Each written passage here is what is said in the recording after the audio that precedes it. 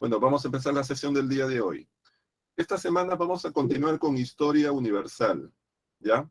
Recuerden ustedes que en la semana pasada nos quedamos justo en la finalización de la Edad Media. Eso ocurrió aproximadamente alrededor del siglo XV. Y ahora vamos a retomar cronológicamente ese proceso para ver lo que vendría a ser la parte de la Edad Moderna. De esa manera cubrimos todo un proceso que ocurre fundamentalmente en Europa y que luego nos va a permitir contextualizar la explicación de lo que viene a ser historia del Perú en la próxima semana. ¿Ya? Entonces, vamos a empezar con la clase del día de hoy. Ya saben ustedes que tienen el chat para cualquier pregunta que deseen hacer. A ver, vamos a subir aquí la diapositiva. A ver, déjenme un momento.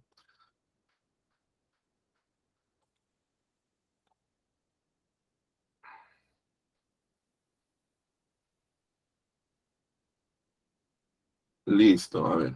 Ya están viendo ustedes la diapositiva de esta semana.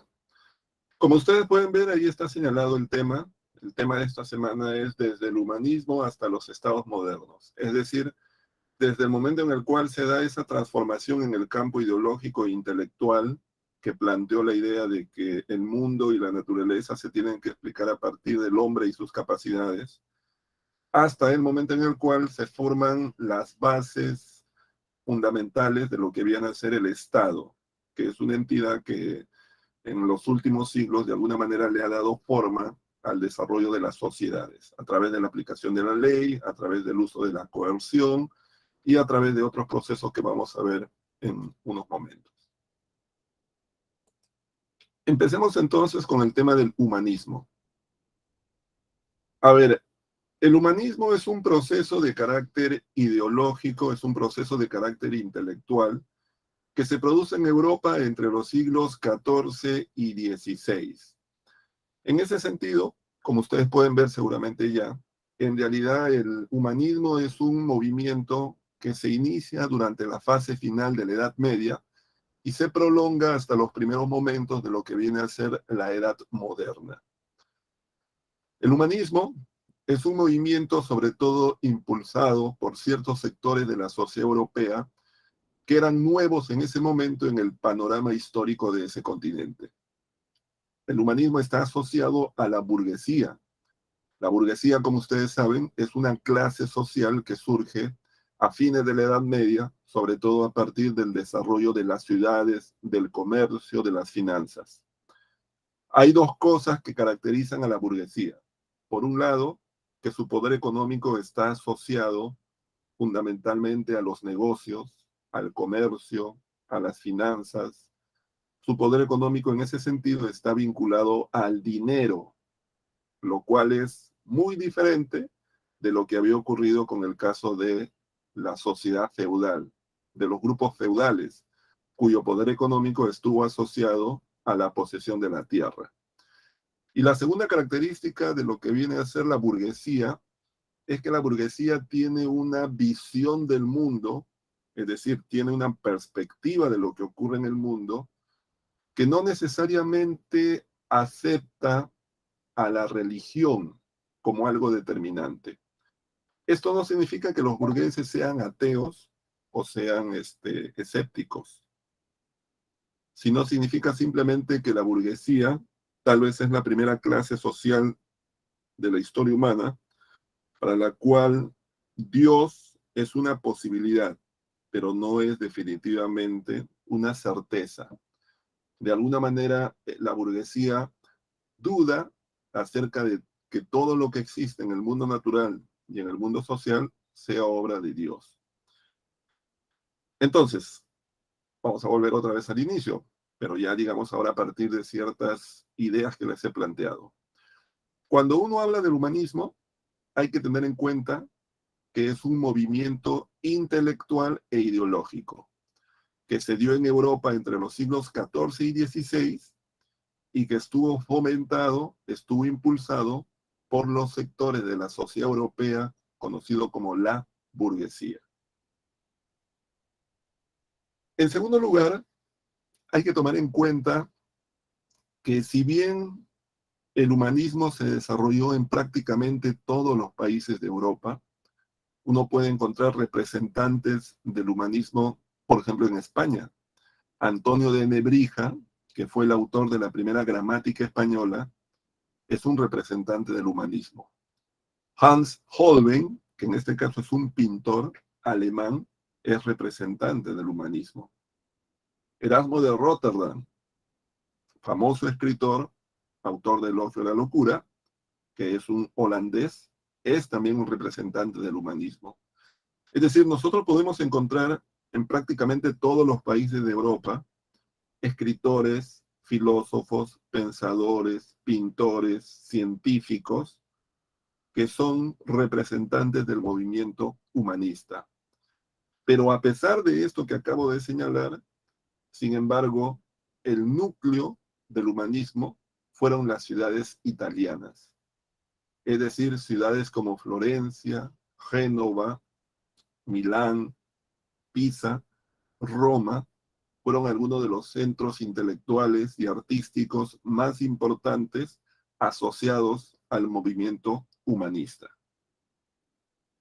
Ahí entonces hay que tratar de entender por qué, es decir, por qué fueron las ciudades italianas los centros claves en el desarrollo del humanismo. Y eso nos lleva al tema de las causas. ¿Cuáles fueron las causas del movimiento humanista? Y hay que señalar en ese sentido tres cosas. La primera de las causas tiene que ver con el desarrollo, con la prosperidad económica y la autonomía política de las ciudades italianas a fines de la Edad Media. Ustedes deben recordar que cuando vimos la clase pasada, por un lado el tema de las cruzadas y por otro lado el tema del renacimiento urbano comercial, señalamos que las ciudades italianas se habían visto beneficiadas de esos procesos, porque las ciudades italianas eran los lugares de los cuales partían los barcos que llevaban mercancías hacia el cercano oriente, y también eran los lugares a los cuales llegaban esos mismos barcos trayendo también mercancías desde lugares como Persia, como Siria, como Palestina, como Bizancio. Y el manejo de ese comercio por parte de las ciudades italianas en realidad las enriqueció. Entre los siglos XIV, XV, XVI, las ciudades italianas fueron los lugares más prósperos de toda Europa y en realidad de todo el mundo. En esas ciudades se encontraban importantes familias poseedoras de grandes fortunas asociadas al comercio, con vínculos también con la clase feudal de otros lugares de Europa. Las ciudades italianas eran en aquel momento el equivalente de lo que hoy día serían ciudades como Nueva York, Hong Kong, Shanghái, es decir, grandes emporios económicos vinculados fundamentalmente al comercio y a las finanzas. Y como parte de esa prosperidad, esas ciudades italianas lograron el desarrollo de un conjunto de otros aspectos. En primer lugar, esas ciudades italianas comenzaron a tener autonomía política. En la medida en que esas ciudades eran económicamente poderosas, sus gobernantes tenían mucha influencia, incluso fuera de sus fronteras urbanas. Dictaban sus propias leyes, tenían embajadores en diversos países de Europa. Por lo tanto, las ciudades italianas eran autónomas desde el punto de vista político, pero además tenían influencias en otros lugares fuera de sus territorios. Junto a esto hay que señalar que en ese contexto de prosperidad, a las ciudades italianas le ocurrió todo lo que ocurre a las ciudades cuando llegan a ser ricas. Tratan de tener lujo, tratan de tener otras cosas que de alguna manera muestren que han alcanzado el éxito. Y como parte de ese proceso de demostración del éxito económico y la prosperidad de las ciudades italianas comenzaron a ser el cobijo de intelectuales, pintores, filósofos, artistas, escritores, poetas, escultores, entre otras, digamos, entre otras profesiones o actividades intelectuales. No hay que olvidar que buena parte del desarrollo del humanismo y después del Renacimiento estuvo asociado a la migración de intelectuales bizantinos hacia las ciudades italianas. Esos intelectuales bizantinos eran atraídos por las ciudades italianas porque estas ciudades les ofrecían estabilidad política y además eran ciudades prósperas. Es como ocurre hoy día, ¿no? O sea, mucha gente cuando estudia, cuando quiere desarrollarse, lo que busca ir es a lugares, a países o a ciudades con un mayor desarrollo, que generalmente son sociedades en las cuales hay estabilidad política y hay prosperidad económica. Nadie quiere ir a estudiar pues a algún país del África. Todos queremos ir a estudiar a Europa, queremos ir a estudiar a Estados Unidos. Esa es un poco la idea. En segundo lugar, otra de las causas del humanismo fue el surgimiento y el desarrollo de un conjunto de nuevas instituciones dedicadas a lo que viene a ser la educación.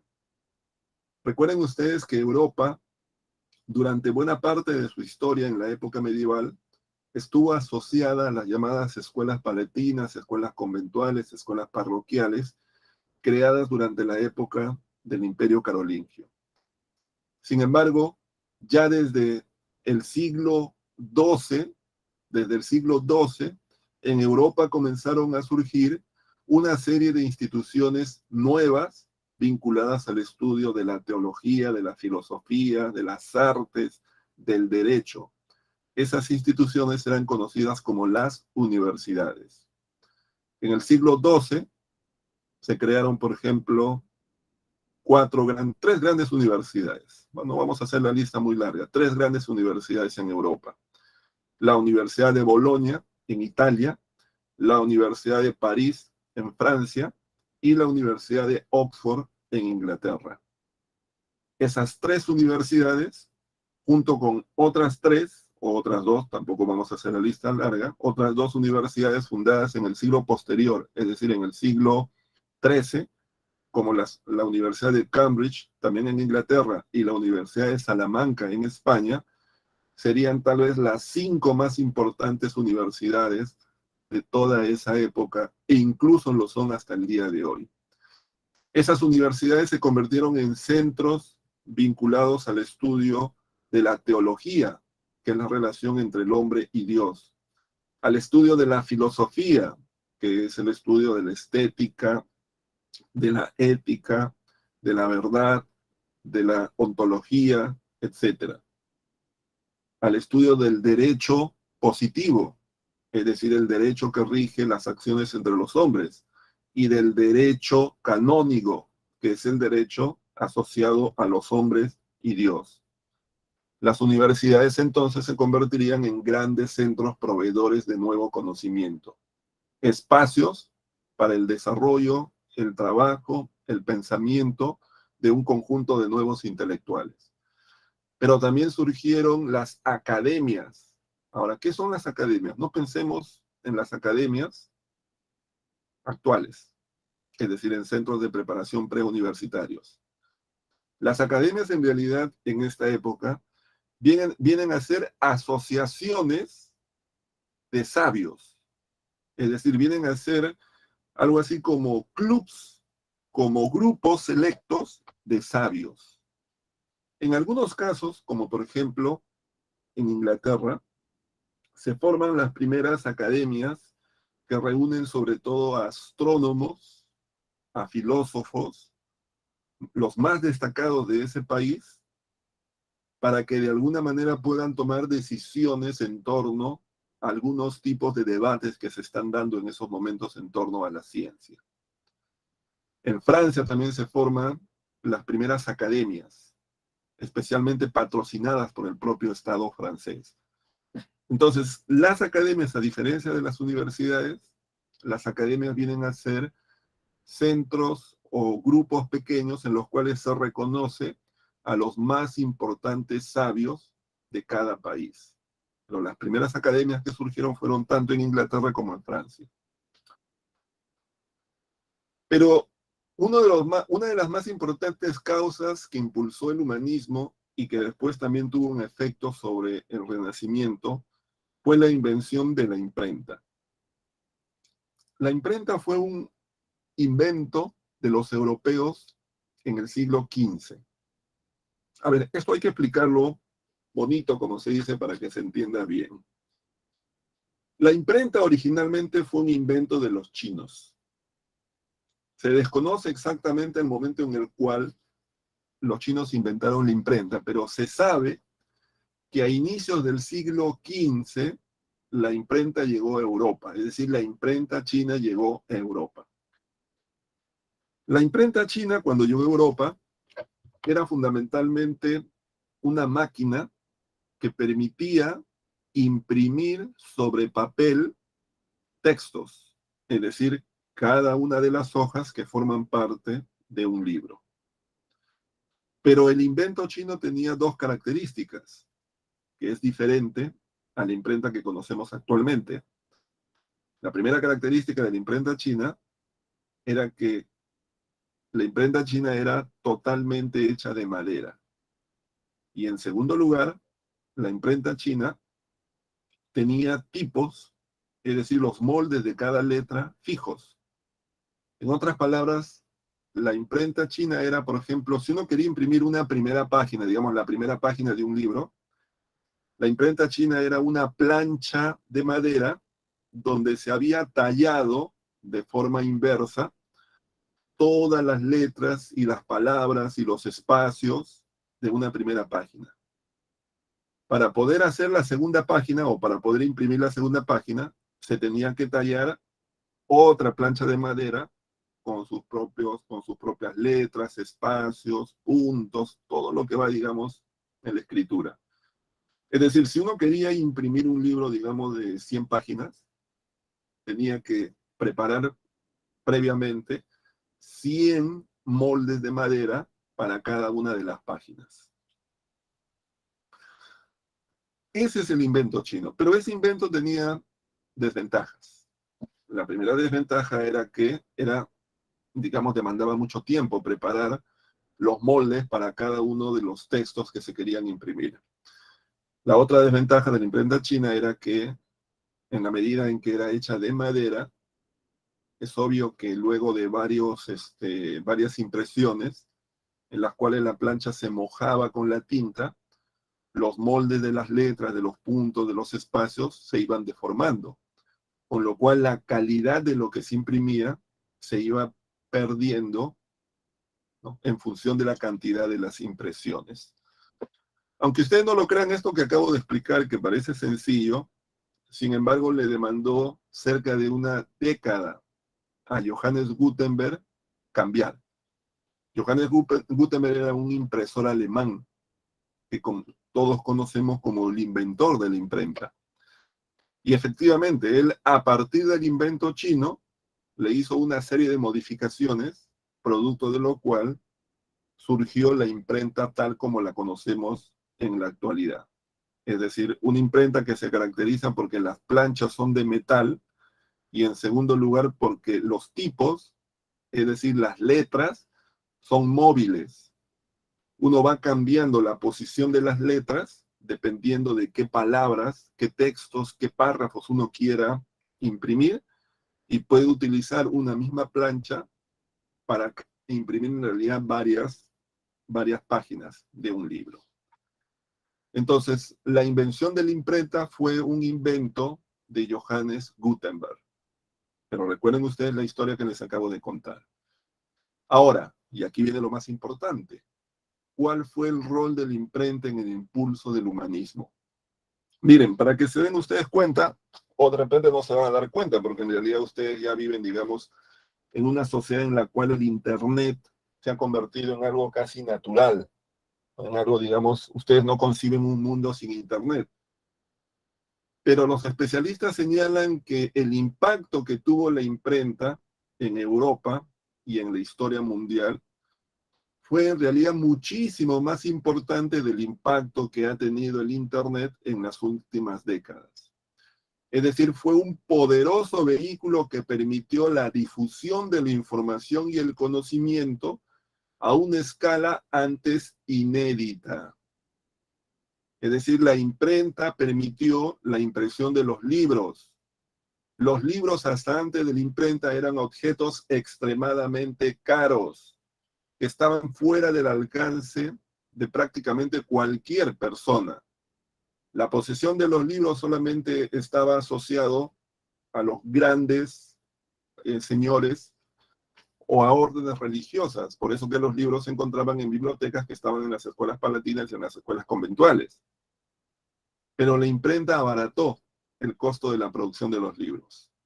Y los libros comenzaron a circular, comenzaron a ser comprados por mayor cantidad de personas. Y la información y el conocimiento que contenían los libros comenzaron a ser asimilados por un mayor número de personas. En otras palabras, la velocidad y la distancia a la cual por primera vez llegaban las ideas fue toda una revolución en el conocimiento. Es más o menos lo mismo que ha pasado con el Internet. El Internet, ¿qué es lo que ha permitido? Que las ideas y el conocimiento lleguen a una cantidad de personas que antes no podían acceder, pero además viajen a una velocidad que era impensable hasta hace algunas décadas. ¿Quién iba a pensar hace 20, 25, 30 años que cuando ocurre un suceso en cualquier parte del mundo, minutos después, si es que no es instantáneamente, prácticamente toda la humanidad tiene conocimiento de ese suceso, a través de imágenes incluso, algo que era impensable hace 30 años. Algo similar es lo que ocurrió con la imprenta. La imprenta permitió que a través de los libros el conocimiento y la información viajara a una velocidad y llegara a una distancia que antes eran inconcebibles.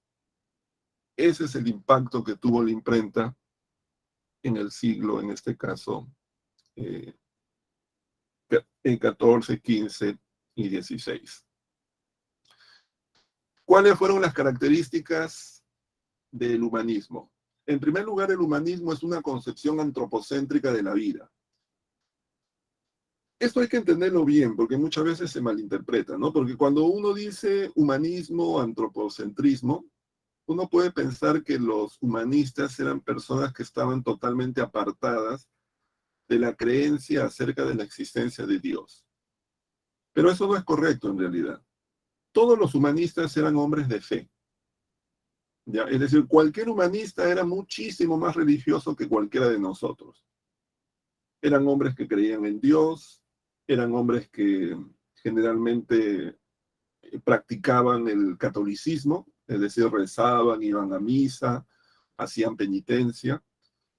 Algunos de ellos incluso fueron en algún momento de su vida, o incluso algunos estuvieron entregados a la vida religiosa. Es decir, nada que ver con la idea de que el humanismo fue un movimiento ateo o agnóstico. En realidad, los humanistas, los que sí eran, o sea, lo que sí eran los humanistas, eran críticos del clero, críticos de la Iglesia Católica. Es decir, críticos de qué? De la institución formada por hombres que había asumido la representación de Dios en la tierra y que en base a eso muchas veces cometía una serie de excesos. De eso sí eran críticos los humanistas, ¿ya? Pero bueno, entonces, ¿a qué se refiere cuando uno dice que el humanismo fue un movimiento antropocéntrico? Se refiere a que para los humanistas, la vida, tanto la vida, digamos, natural como la vida social, tenían que ser interpretadas y conocidas por el hombre. ¿Ya? Es decir, el hombre tenía las capacidades para poder develar los misterios de la naturaleza y de la sociedad. Que esos misterios no eran develados por Dios, como parte, digamos, de un misterio. A ver, lo voy a poner así para que se entienda bien, ¿ya? Porque en realidad es muy claro, yo les podría decir acá la definición clásica y pasemos al otro tema, pero en realidad se van a llevar una idea incorrecta. Yo le voy a poner este ejemplo para que ustedes entiendan bien. Miren, imagínense que tenemos por un lado un niño y por otro lado, digamos, tenemos a un adulto, ¿ya? Y el adulto tiene, digamos, una pelota, pero que la cubre con una especie con una toalla, digamos, ¿ya? Entonces el niño está delante del adulto, viendo al adulto que tiene una toalla que cubre algo. Obviamente el niño no sabe que hay una pelota. Digamos que es un niño de 5 años, 4 años, un niño de 3 años, digamos, un niño muy pequeño. Entonces el adulto le pregunta al niño, ¿no? Le dice, ¿sabes qué hay debajo de la pelota? Y ustedes saben que a esa edad, generalmente, uno no va a hacer lo que ya haría a nuestra edad, que fácilmente sabe que hay una pelota, porque por más que no la puede ver, sabe que por el tamaño, por la forma que tiene la toalla, digamos, que cubre la pelota, un adulto obviamente, o un niño incluso un poco más grande, sabe que, digamos, ahí hay una pelota. Podría responder, ahí hay una pelota, ¿sí o no? Pero un niño de 3 años muy probablemente no lo responda, ¿no? Porque el niño, pues, probablemente pocas veces ha visto una pelota, todavía, digamos, tiene un desarrollo cognitivo bastante bajo, y por lo tanto el niño o no responde, o va a responder correctamente luego de varios intentos. Ya más o menos saben un poco la figura que les estoy planteando. Ya, miren, si han entendido ese ejemplo un poco raro que estoy colocando, ¿cuál es un poco aquí la idea?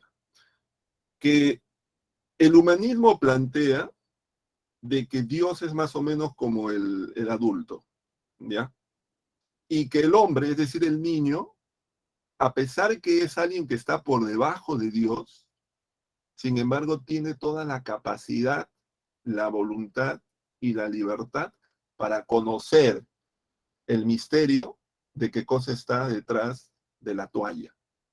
Es decir, el humanismo plantea que el hombre, siendo un ser creado por Dios a su imagen y semejanza, pero con menor capacidad, aún así esa capacidad le permite al hombre descubrir los misterios de la naturaleza. Eso significa la concepción antropocéntrica. ¿Por qué? Porque la concepción más radical cristiana o escolástica, a diferencia de esto que plantea el humanismo, plantea de que el hombre no puede conocer la naturaleza. De que cuando el hombre conoce la naturaleza es porque Dios se lo permite. Es como que el adulto agarra y dice, ¿saben qué? Como no puedes adivinar qué cosa está detrás de la toalla, el adulto agarra y saca la toalla. Y deja la pelota a vista del niño y recién el niño se da cuenta, oh, una pelota, había una pelota ahí, papá. Ya, eso es lo que plantea, por ejemplo, la escolástica. Eso es lo que plantea las concepciones más asociadas a la teología, de que lo que nosotros conocemos solamente lo conocemos porque Dios nos los quiere mostrar, porque Dios en su inmensa magnificencia nos permite conocer las cosas. En cambio, el humanismo dice, no, Dios nos ha dado libertad y capacidad para que nosotros con nuestro esfuerzo podamos conocer todos los misterios de la naturaleza. Ahora, esto que les acabo de explicar parece una cosa sencilla y hasta sin importancia, pero en el fondo eso es una idea poderosa, porque lo que está planteando es que el hombre puede conocer, por ejemplo, por qué los planetas giran en torno a la Tierra. Puede conocer, por ejemplo, por qué ocurren los movimientos sísmicos, que en realidad eso no es que sea la voluntad de Dios, sino que responde también tal vez a un proceso natural. Puede conocer, por ejemplo, por qué los hombres están permanentemente en conflicto, en guerras. ¿Es acaso eso parte de un destino trazado por Dios? ¿O es que responde a otras causas que tienen que ver tal vez con los intereses de los hombres mismos, de los grupos, de los estados, de los países? Es decir, la concepción antropocéntrica, y ahí viene ya la palabra sencilla que seguramente ustedes esperaban, la concepción antropocéntrica es la idea de que en realidad el hombre puede conocer por sí mismo la naturaleza y la sociedad. ¿Ya? Ahora, como ustedes también están tomando en cuenta la concepción antropocéntrica, no es que deja de lado a Dios. Dios existe, Dios está por encima de los hombres, Dios es perdón, los hombres somos una creación de Dios. La segunda característica del humanismo es que el humanismo fomenta mucho el individualismo. Es decir, para el humanismo, los individuos y no los grupos o las corporaciones o los gremios somos los que respondemos a Dios con nuestros actos. En tercer lugar, el humanismo rechaza la escolástica. Ya ustedes creo que a esta altura saben por qué rechaza la escolástica. La escolástica es una interpretación filosófica que atribuye todas las causas a la voluntad de Dios, pero además también la escolástica plantea que la verdad se define a partir de la autoridad. Es decir, para la escolástica, el mundo es plano porque lo dijo Ptolomeo. Para la escolástica, detrás de una causa hay otra causa, y eso siempre es así porque lo dijo Aristóteles. Es decir, para la escolástica, el criterio de verdad es la autoridad de quien hace la afirmación.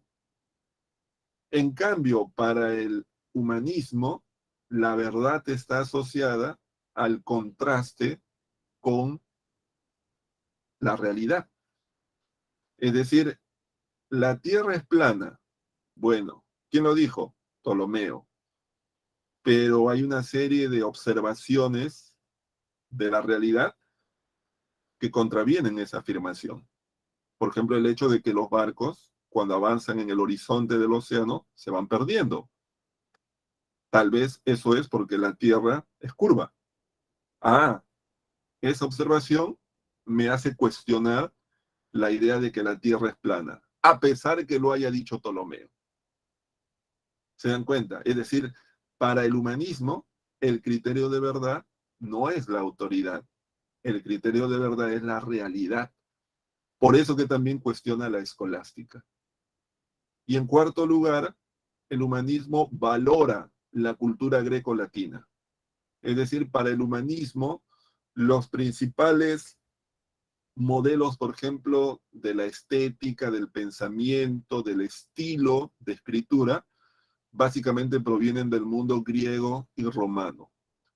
Por esa razón es que los humanistas, bueno, ustedes, o tal vez sí, porque yo recuerdo que antes todavía se leía en el colegio autores, por ejemplo, como Boccaccio, como Petrarca, como Erasmo de Róterdam también se leía.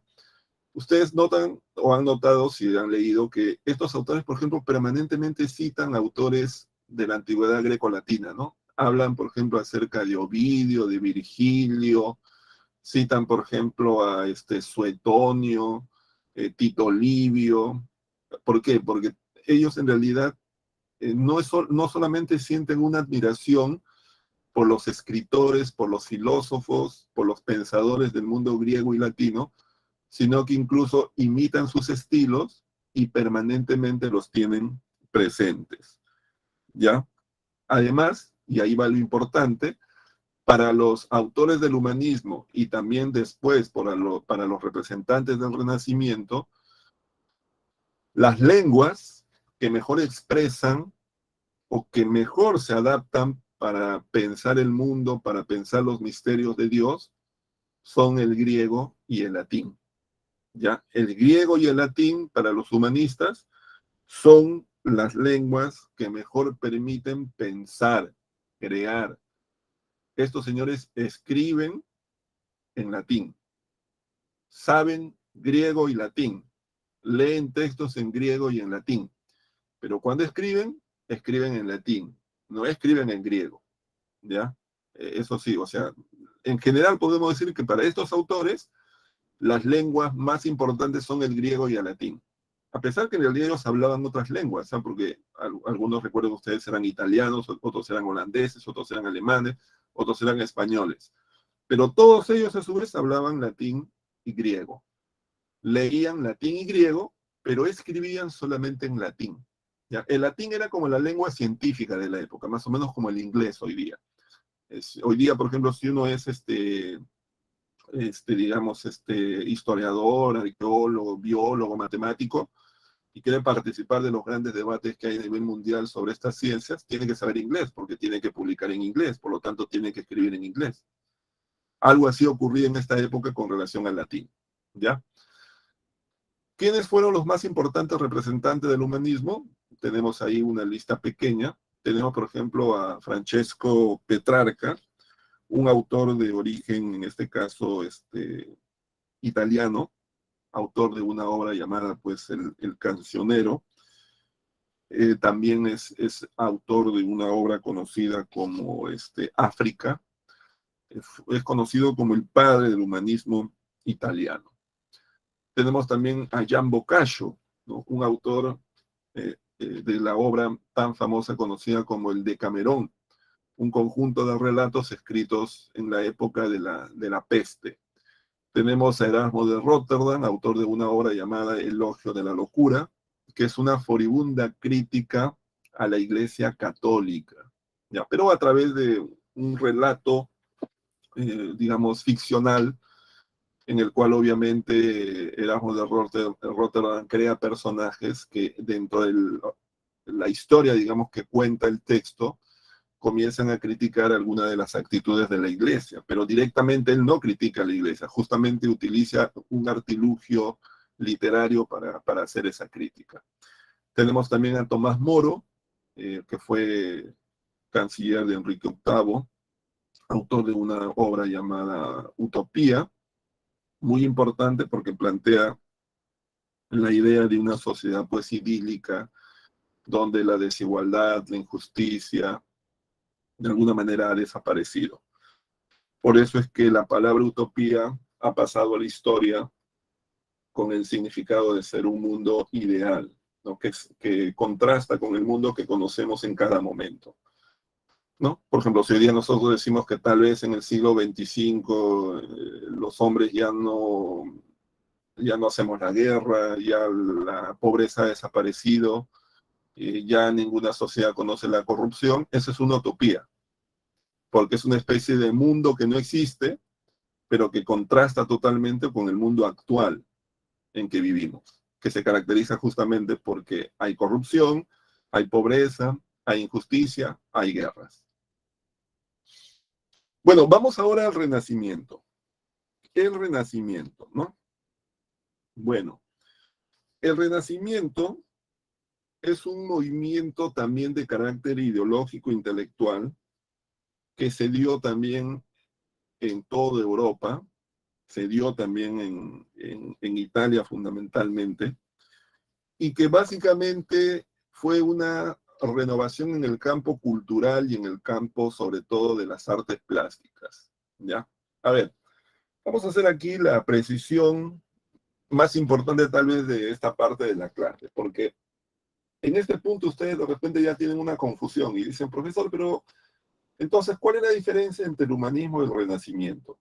Porque más o menos por lo que acaba de decir usted con relación a la definición de renacimiento es lo mismo que humanismo. Bueno, en primer lugar hay que señalar que el humanismo y el renacimiento tienen muchas cosas en común, ¿ya? Son movimientos intelectuales, son movimientos ideológicos, son movimientos de renovación, ¿ya? En todo eso es igual. También es igual en el sentido que el humanismo y el renacimiento se da en varios lugares de Europa, pero fundamentalmente son movimientos asociados a las ciudades italianas. Ahí también, digamos, hay coincidencias. Pero ¿dónde están las diferencias? Aquí vienen las diferencias. La primera diferencia es que el humanismo es fundamentalmente un movimiento que se expresó en el mundo de las letras.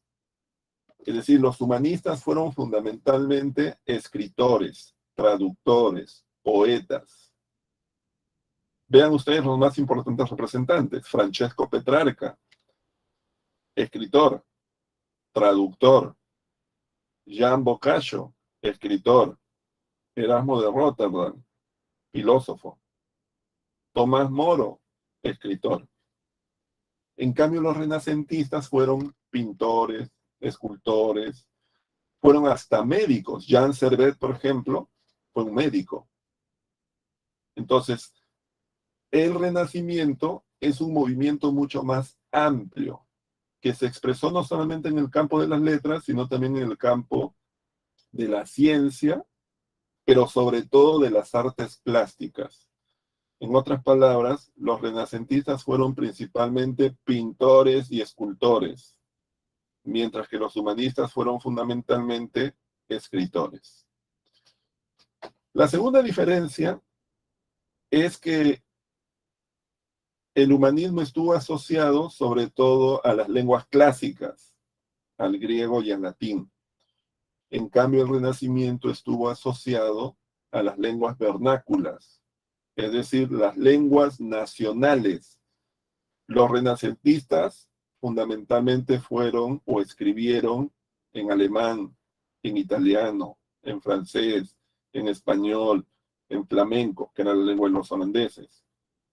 También sabían griego y latín, pero ellos consideraban que sus lenguas locales, nacionales, eran las que tenían que ser el vehículo de transmisión de las nuevas ideas y del conocimiento que estaban desarrollando. ¿Ya? Ojo con eso entonces. Ahí está la diferencia entre humanismo y renacimiento. ¿Cuáles fueron las causas del renacimiento? Por un lado, el apoyo que recibieron por parte de los mecenas. ¿Quiénes fueron los mecenas?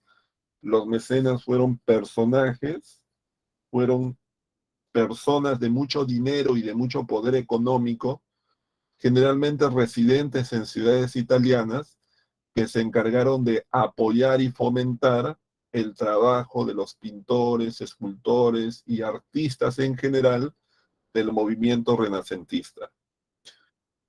Hubo tres grupos de mecenas. Por un lado estuvieron los papas, como el Papa León X, el Papa Julio II, que fueron grandes patrocinadores, por ejemplo, de Miguel Ángel, de Rafael Sanzio. En segundo lugar estuvieron reyes. Hubo reyes que también fueron mecenas, como por ejemplo Francisco I de Francia, Carlos V de Alemania. Y en tercer lugar también hubo mecenas que fueron señores, es decir, hombres de mucho dinero, banqueros, comerciantes, como es el caso, por ejemplo, de la familia de los Medici de Florencia y la familia de los Sforza de la ciudad de Milán, que fueron también grandes mecenas. Y otra de las causas del Renacimiento fue la masiva migración de una serie de artistas y pensadores bizantinos que llegaron desde la ciudad de Bizancio a mediados del siglo XV a raíz de la toma de esa ciudad por parte de los turcos otomanos. Recuerden ustedes que en 1453 Constantinopla cae en manos de los turcos otomanos, que son un pueblo de origen musulmán. Por lo tanto, muchos de los pensadores, filósofos, escultores, arquitectos de Bizancio, los cuales eran en su totalidad católicos, bueno, eran en realidad cristianos, no eran católicos, eran cristianos ortodoxos, deciden migrar hacia las ciudades italianas, porque saben que en esas ciudades van a encontrar posibilidades de continuar practicando sus artes y sus oficios. Por lo tanto, van a llevar sus ideas, sus pensamientos, su experiencia hacia Italia. Y eso va a ser importante para el desarrollo del movimiento renacentista. ¿Cuáles son las características del Renacimiento? En primer lugar, se plantea el culto a la belleza física. Para los renacentistas, la belleza, sobre todo expuesta a través de la desnudez, es una manera de alguna forma de alabar a Dios y su creación perfecta, que es el hombre. Esto es muy importante. El Renacimiento valora la belleza, a diferencia del arte medieval, que más bien la menosprecia. En segundo lugar, el Renacimiento va a desarrollar y va a perfeccionar las técnicas de la perspectiva y el naturalismo. Es decir, por un lado, eso se ve mucho en la pintura, pero también en la escultura. Si ustedes ven las pinturas o por otro lado las esculturas del Renacimiento, van a ver que las formas que se representan son formas que tratan de ser como representaciones directas de la realidad. Es decir, si se representa a una persona, vamos a poner el caso de Moisés, que es esta escultura de Miguel Ángel. Moisés, pues, es como una persona, es decir, tiene cabeza, cuerpo, brazos, pecho, pero no solamente como cualquier persona normal, sino que además está elaborado de una manera en la cual hay una perfección física, ¿no? O sea, no es que se esculpe a Moisés pues con alas o con ojos desorbitados, no, o sea, es en ese sentido una representación naturalista de la realidad. Pero además también, y eso se ve mucho en la pintura, también hay la utilización de la técnica de la perspectiva, ¿no? Es decir, que las pinturas y las esculturas también sean vistas mediante ciertos artilugios en su elaboración que permitan crear ciertas ilusiones, ¿no? Por ejemplo, se dice, bueno, yo no he visto obviamente esto de forma directa, pero sí he leído, que por ejemplo el famoso David, que es también una de las esculturas de Miguel Ángel muy conocidas, eh, puede ser visto desde diversos ángulos, ¿no? Pero en cada uno de los ángulos, dice algo, supongo que desde atrás, ¿no? Pero en cada uno de los ángulos, sea de izquierda o de derecha, la figura puede ser observada siempre, digamos, con toda su extensión de extremidades, ¿no? Que lo cual dice es un efecto de determinadas formas de tallar, en este caso el mármol, ¿no? Pero bueno, a eso se refiere con la perspectiva, ¿no? O que juega mucho con la visión de quien va a observar en realidad, por ejemplo, la escultura. Trata de alguna manera de crear ciertas sensaciones mediante artificios en el momento de esculpir, si es que estamos hablando de una escultura, ¿no? O de pintar, si es que estamos hablando de una pintura. Y por otro lado está la integración de lo profano y de lo religioso, ¿no? Es decir, para el Renacimiento, las imágenes que se representan tanto en la pintura como en la escultura son una mezcla de lo humano y lo divino. ¿Ya? Por ejemplo, en La Piedad, que es también una escultura de Miguel Ángel, bueno, no está aquí, tampoco acá está, esta es La Piedad. Acá tenemos La Piedad, por ejemplo, de Miguel Ángel. Ustedes pueden ver cómo está representada la Virgen María en el momento en el cual toma en su regazo el cuerpo de Jesús, quien ha sido bajado previamente de la cruz y ha muerto, ¿no? Por ejemplo, acá, ¿qué cosa es lo sagrado o lo religioso? Es que son dos figuras o dos íconos de la cristiandad, la Virgen y Jesús, que es el Hijo de Dios. Pero ¿qué es lo humano? Lo humano es el sentimiento, porque es el dolor de la madre ante la muerte de un hijo. Entonces, esa mezcla justamente entre lo sagrado y lo profano es una característica permanente de las obras más representativas del Renacimiento. Tenemos aquí a los representantes del Renacimiento, que además, según los estudiosos, se pueden dividir por un lado en el Quattrocento, que es una tendencia asociada justamente al siglo XV, y luego están las del Cinquecento, que están asociadas pues a la del siglo XVI, ¿no? En el 400 tenemos pues a Donatello, tenemos a Botticelli, tenemos en el Quinquecento tenemos a Miguel Ángel, Leonardo, Rafael Sanzio. Bueno, el Quinquecento es la más importante, ¿no? Hay dos David, por si acaso, para que no se confundan, ¿no? Está el David de Donatello, que es un David de bronce, y está el David más famoso, que es el David de Miguel Ángel, que es un David o una escultura hecha de mármol, por si acaso. Bueno, el Cinquecento es el más conocido, ¿no? Porque acá están, pues, autores que todos hemos escuchado alguna vez, como Leonardo da Vinci, como Rafael Sancho, como Miguel Ángel Buonarroti. Miguel Ángel tal vez es el más destacado. Acá pueden ver dos de sus tres más importantes esculturas. El Moisés, ¿no? Ahí vean a Moisés portando las tablas de los 10 mandamientos. El David, ¿no? Que se dice que en su versión original estaba cubierto por una especie de tapabarros de oro que cubría sus genitales, los cuales no estaban expuestos, digamos, al ojo del público como en la actualidad. Y por otro lado tenemos pues la famosa Piedad, ¿no? Aparte de esto, Miguel Ángel pues es también el creador de una de las más importantes pinturas de toda la historia humana, que es la Capilla Sixtina, y algunas de las imágenes de la Capilla Sixtina que han pasado a la posteridad, ¿no? Como es el caso, por ejemplo, de la creación, o es el caso del juicio final. Igualmente tenemos a Leonardo da Vinci, ¿no? Tenemos aquí, por ejemplo, la famosa Gioconda, también es autor de La Última Cena, la cual no tenemos en esta presentación, pero ustedes seguramente la habrán visto en alguna oportunidad. Leonardo da Vinci además es alguien que está vinculado a otro tipo de expresiones, ya no solamente la pintura, sino también, por ejemplo, la escultura, ¿no? La estatua ecuestre del Duque de Sforza es una de sus creaciones, aunque está perdida, pero se sabe que llegó a fabricarla.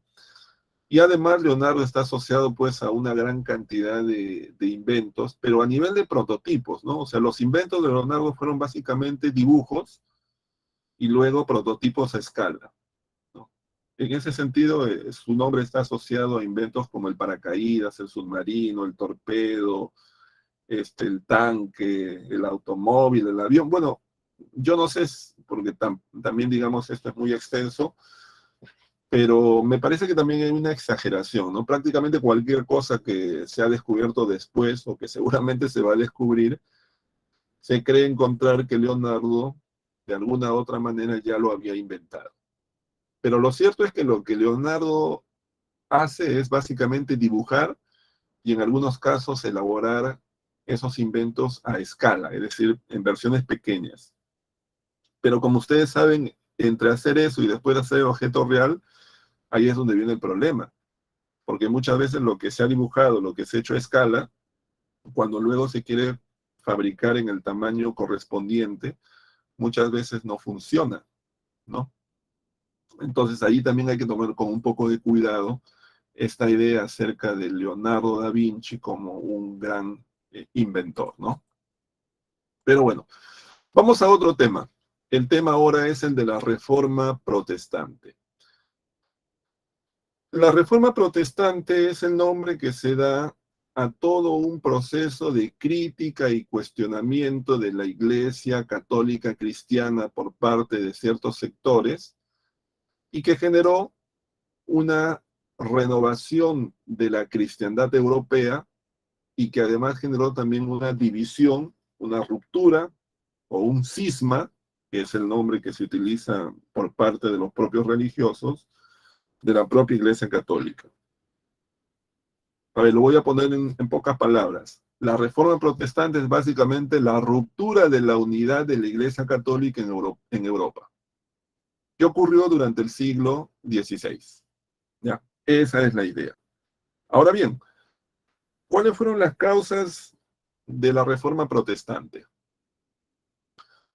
En primer lugar, la crítica planteada por los humanistas desde muchas décadas antes al siglo XVI. Justamente una de las más importantes consecuencias del humanismo, como ya hemos señalado, fue la difusión de nuevas ideas. Y muchas de esas nuevas ideas estaban asociadas a los temas religiosos. Los humanistas son los primeros que comienzan a cuestionar algunos de los grandes conceptos o axiomas de la religión católica.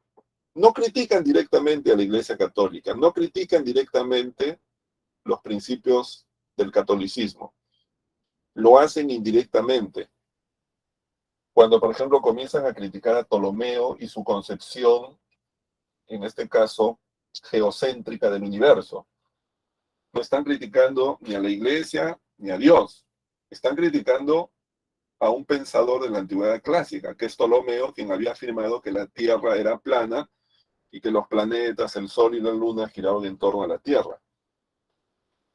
Pero creo que todos nos podemos dar cuenta de que en el momento que comienzan a criticar a Ptolomeo, en realidad también están criticando una de las ideas que en ese momento defiende la Iglesia Católica, porque la Iglesia Católica era partidaria de la concepción geocéntrica del universo. Entonces, el humanismo, de alguna manera, indirectamente, comenzó a demoler algunos de los principios teológicos y filosóficos de la cristiandad europea. Y esto en buena parte también producto del impacto que tuvo la imprenta y la difusión de los textos en toda Europa. Una segunda causa tuvo que ver con los conflictos que se dieron en varios países de Europa, pero especialmente en Alemania e en Inglaterra, entre, por un lado, la Iglesia Católica y por otro lado, las monarquías de esos países de Europa. Vamos al caso alemán, que es el caso más claro y más importante. ¿Cuál era la situación de Alemania en el siglo XVI? Bueno, Alemania en ese momento no existía. Toda la zona que hoy día ocupa Alemania, en el siglo XVI estaba ocupada por una serie de principados, es decir, provincias a cargo de un príncipe. Por ejemplo, uno de los más importantes principados era el Principado de Sajonia. Pero todos estos principados, por estas cuestiones que tienen que ver con las sucesiones de los monarcas y los derechos de gobierno que los monarcas asumían a partir de la herencia, en esos momentos estaban supeditados al poder del emperador Carlos I de Alemania, perdón, Carlos V de Alemania, que sería conocido en España como Carlos I. Carlos V o Carlos I era de origen holandés, pero había heredado el trono de España, de Italia, de Holanda y de Alemania. Bueno, y también todas las posiciones españolas en América. Es el famoso Carlos I que nosotros conocemos en América, pero que en Europa se conoce como Carlos V, porque era el quinto Carlos de la dinastía flamenca. Entonces, los principados alemanes estaban sometidos a un poder extranjero, era en este caso el poder de Carlos V. Por lo tanto, en Alemania había una tensión, había un conflicto muy fuerte entre el emperador Carlos V y por otro lado los príncipes alemanes. ¿Por qué era ese conflicto? El conflicto era básicamente por dos temas. El primero era quién tiene la potestad de investir a las autoridades religiosas en Alemania, el emperador o el papa, o son los príncipes alemanes. Los príncipes alemanes dicen que ellos son los que tienen que investir a los obispos. En cambio, el papa y el emperador, que son aliados, dicen que son ellos. Primer punto de conflicto. El segundo punto de conflicto, ¿cuál es? Los bienes que tiene la iglesia alemana en Alemania. ¿Son de la iglesia alemana o son de la iglesia católica en Roma? Ese es el segundo. Eso se conoce como la secularización de los bienes del clero. Ese es el segundo punto del conflicto. Y en realidad, esa sería en el fondo una de las más importantes razones del estallido del movimiento protestante. ¿Por qué? Porque ni la Iglesia Católica, aliada del emperador Carlos V, por un lado, ni los príncipes electores alemanes, por otro lado, se pondrían de acuerdo y eso los llevaría a enfrentarse políticamente. ¿Cuál es la tercera causa de la reforma protestante? La corrupción de la Iglesia. La Iglesia Católica era para aquella época una institución bastante corrupta. Era una institución que sobre todo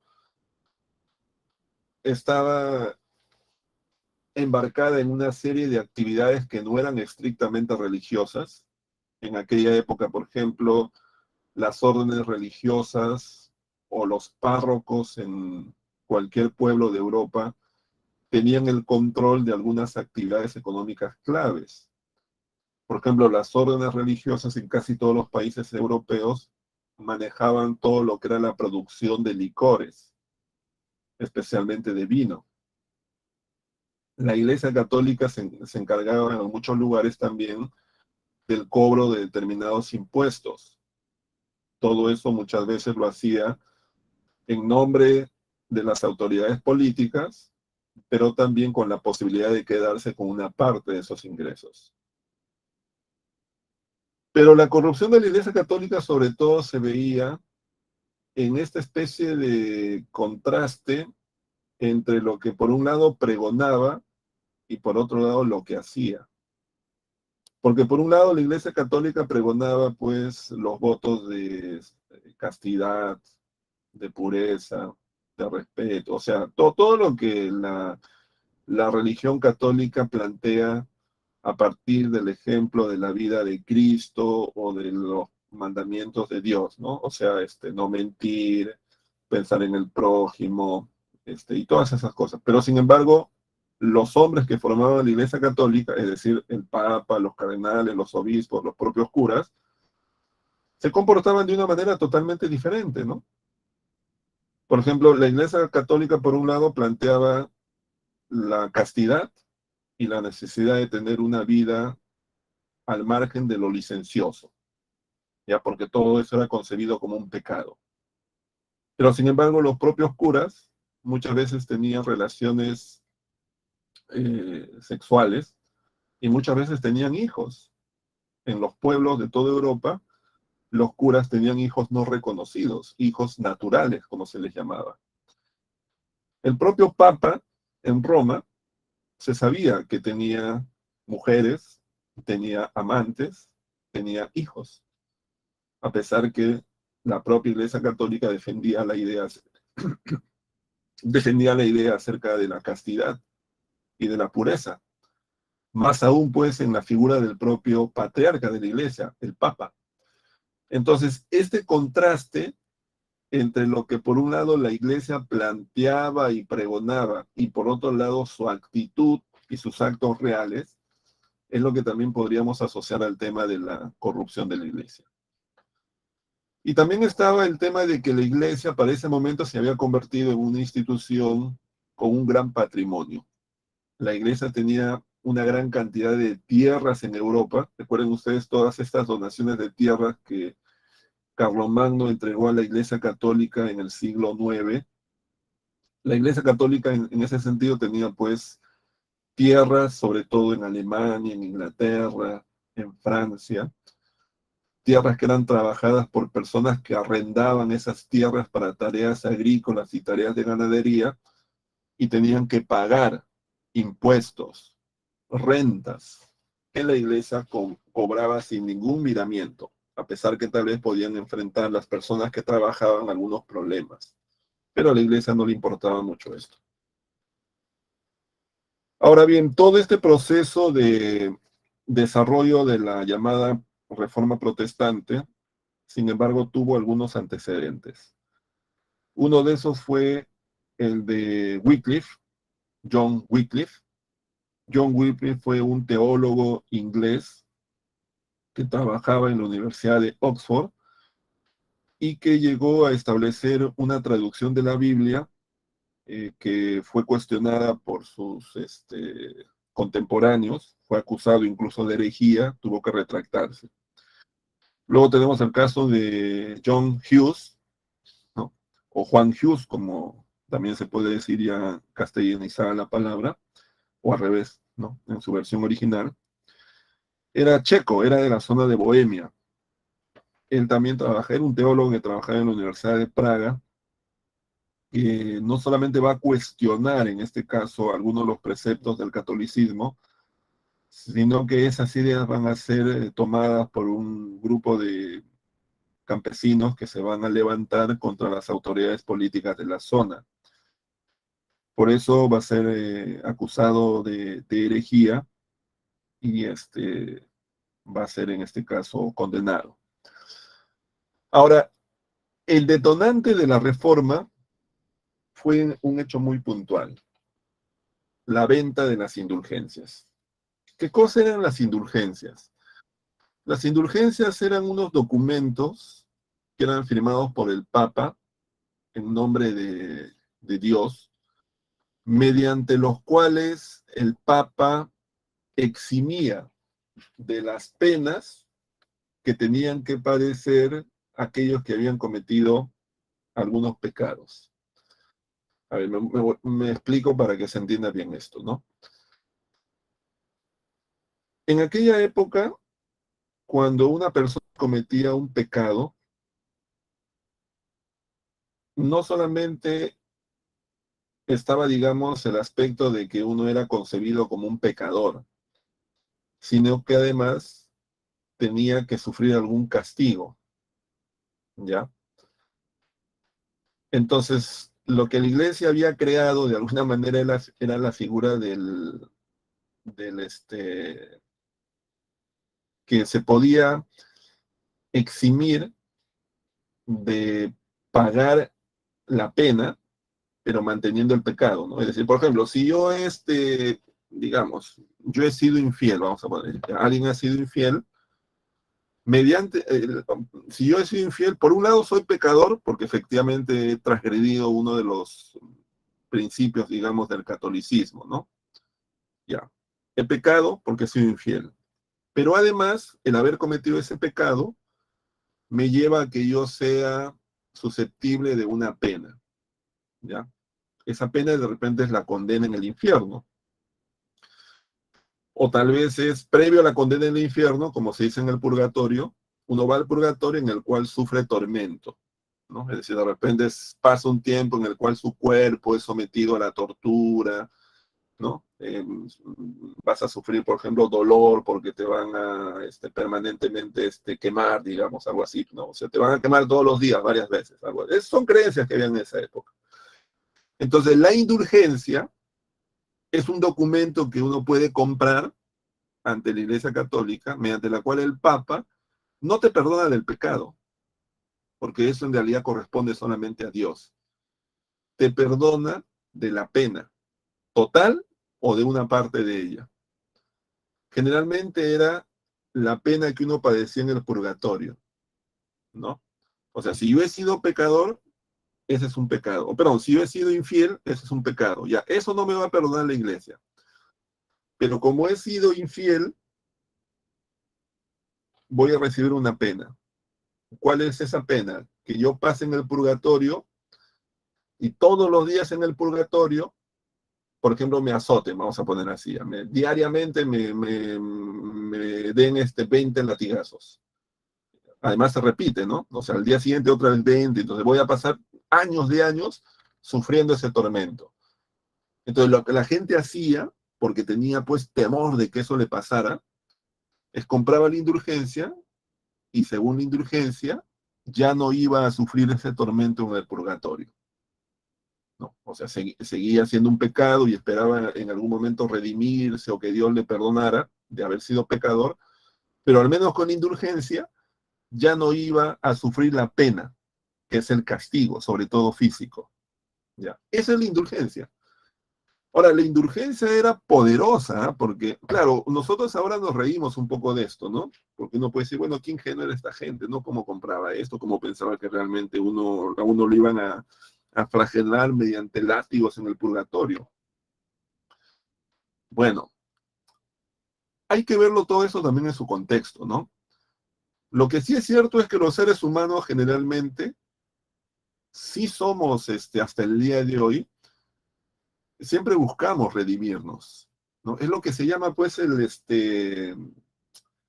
¿cómo se dice esto? Ahorita se me ha ido la palabra, ¿no? Pero es como, todos hemos pasado eso, así que no, seguramente me van a entender lo que les voy a contar. Todos, por ejemplo, en algún momento lo que hemos hecho, hemos cometido algo malo. Me refiero a algo malo en el sentido casi infantil del término, ¿no? De repente un día, pues, de casualidad, jugando fútbol en la sala de la casa, algo que nadie debe hacer del niño, agarró y rompió el televisor de 60 pulgadas que el papá recién había comprado, ¿no? Y uno le echó la culpa de repente a un hermano que lo castigaron, ¿sí o no? Uno aparentemente se salvó, ¿no? Porque no me castigaron, mi papá no sabe que efectivamente yo fui el que rompió el televisor, ¿no? Me salvé, ¿no? Me salvé seguramente de los 3 correazos que me iban a dar por eso, ¿no? Pero después que pasan los días, hay veces uno se siente lo que se llama el sentimiento de culpa, ¿no? Uno se siente mal, ¿no? Se siente mal porque sabe que su mentira ha sido creída, pero que además eso ha generado que castigue a una persona que era inocente, ¿no? Y uno comienza a sentir la necesidad de confesar, ¿no? A pesar que ya se salió con la suya, porque si uno no habla nunca se van a enterar que no fue uno, pero uno internamente siente algo raro, ¿sí o no? Es lo que seguramente les ha pasado.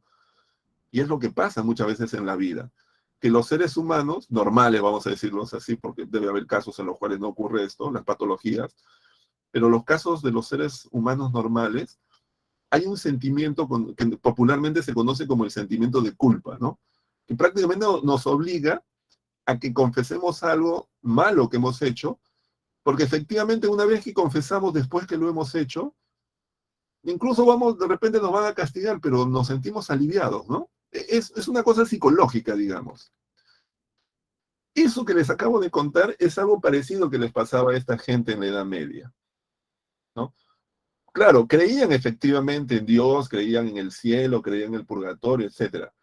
Pero el hecho de ser pecadores y el hecho de ser pasibles de una pena, de un tormento, era algo que la gente no podía soportar por una cuestión también psicológica, así como digamos el sentimiento de culpa hoy día muchas veces nos embarga. Y la forma de redimirse de esa situación era justamente la indulgencia. La indulgencia era para la gente de esa época una forma de salir de esa especie de tormento psicológico que sentían. Así como hoy día confesar o que me descubran es una forma de salir de ese sentimiento de culpa que muchas veces nos puede atormentar por algo malo que hemos hecho, que nadie nos ha descubierto, pero que sin embargo internamente nos puede estar atormentando, ¿sí o no? Es la clásica, lo que los psicólogos dicen es cuando el que ha cometido, el que ha mentido, el que ha sido infiel y nadie lo descubre, sin embargo sufre internamente y en algún momento él mismo, aunque no conscientemente, va a buscar que lo descubran, ¿no? Ponerse en evidencia. Pero bueno, el tema es que la famosa venta de las indulgencias, que además durante la época del Papa León II comenzaron a darse en una cantidad nunca antes conocida, generó todo un escándalo.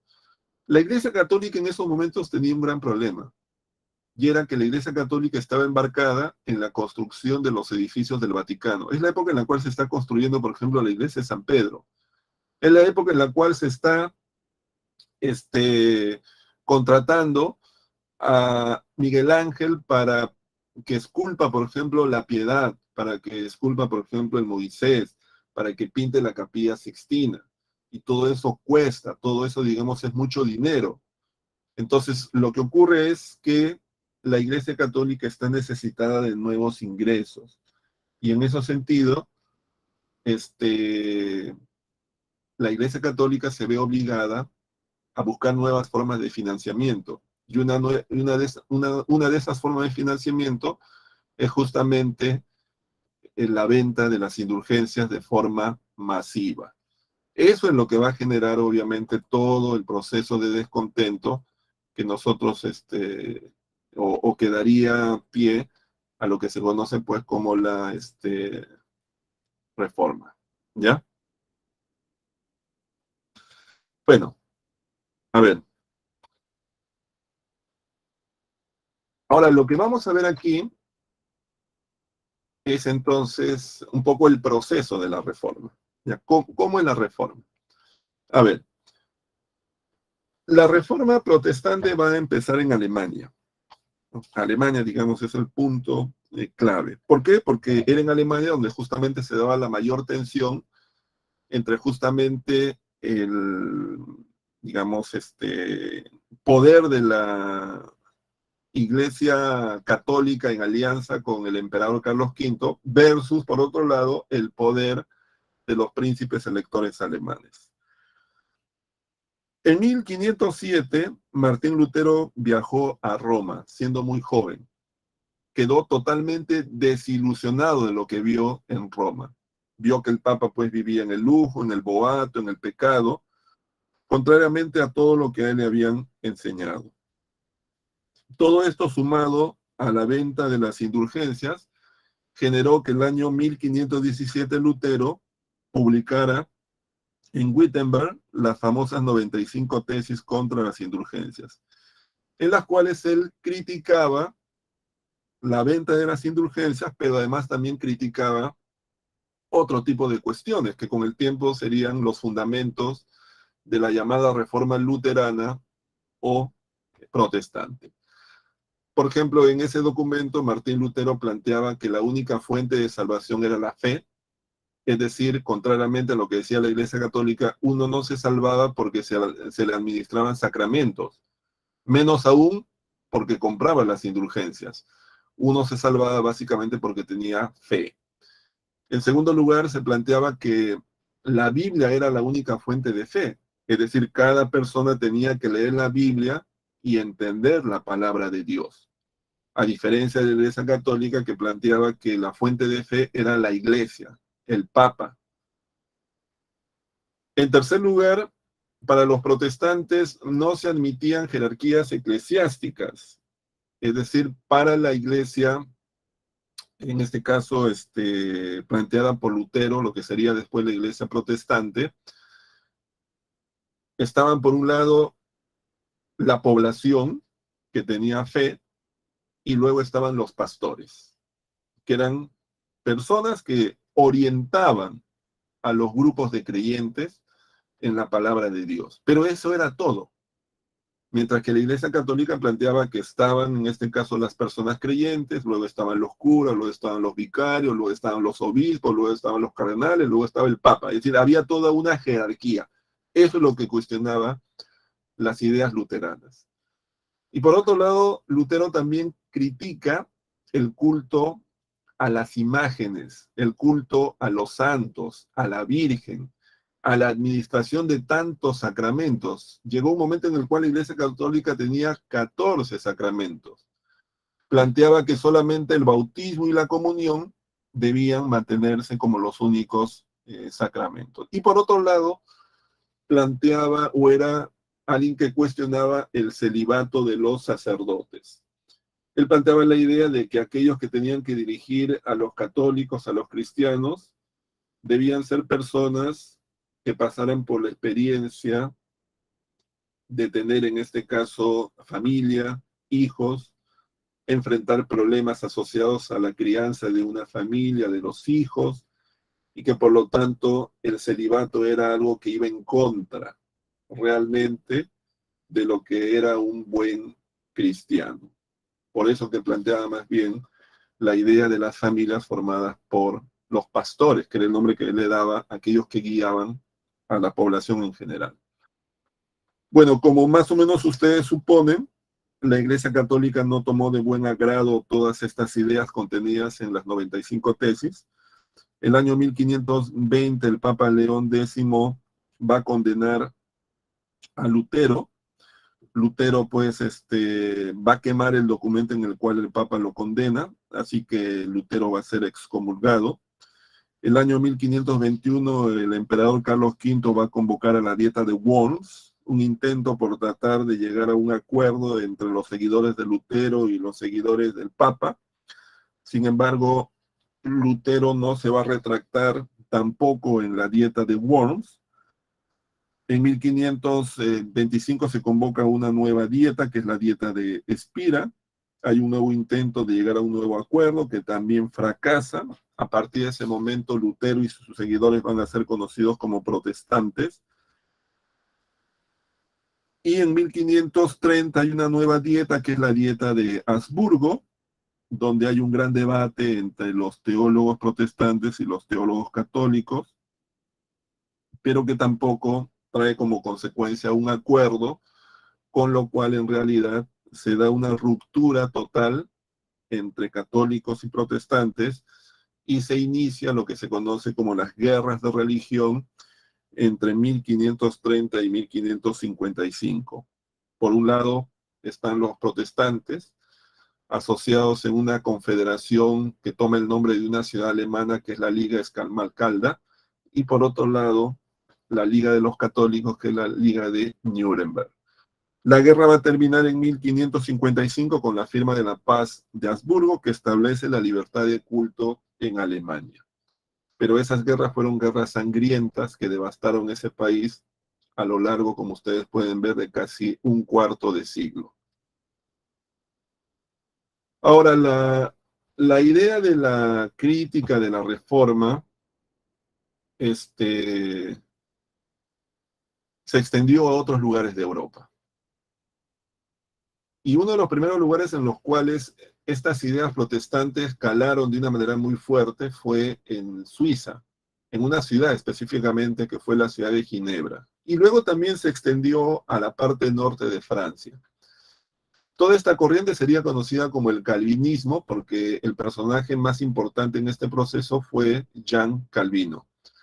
Jean Calvino fue el autor de una obra llamada La institución de la religión cristiana, en la cual planteaba algunas nuevas ideas que eran ideas críticas a la Iglesia Católica, como por ejemplo acerca de la idea de la predestinación divina, es decir, de que había determinadas personas que estaban predestinadas a tener éxito en la vida y de esa manera a granjearse el cielo, por decirlo así. En segundo lugar, al igual que Lutero, también cuestionaban la jerarquía de la Iglesia Católica. Calvino formó, por ejemplo, un gobierno de tipo municipal en Ginebra, de la cual él era la cabeza, pero rompió todo vínculo con el Papa, sobre todo con la Iglesia Católica Romana. Y admitía dos sacramentos que eran el bautismo y la Eucaristía. Por otro lado, también defendía la idea de que cada uno de los fieles era libre de interpretar la Biblia, que la interpretación no estaba a cargo del Papa o de la Iglesia Católica, sino de cada una de las personas que se acercaban a los libros sagrados. Y el otro lugar en el cual las reformas protestantes tuvieron de alguna manera mucho impacto fue en Inglaterra.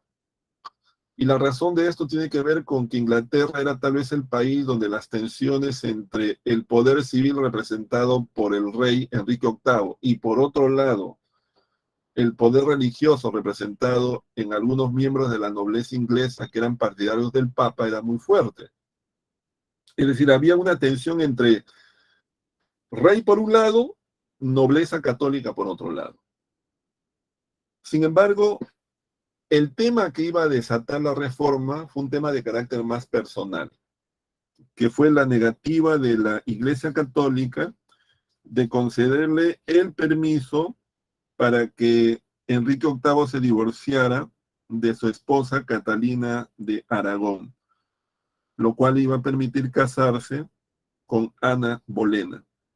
El Papa Clemente VI le niega el permiso para su divorcio y Enrique VIII utiliza esta negativa para romper con la Iglesia Católica Romana.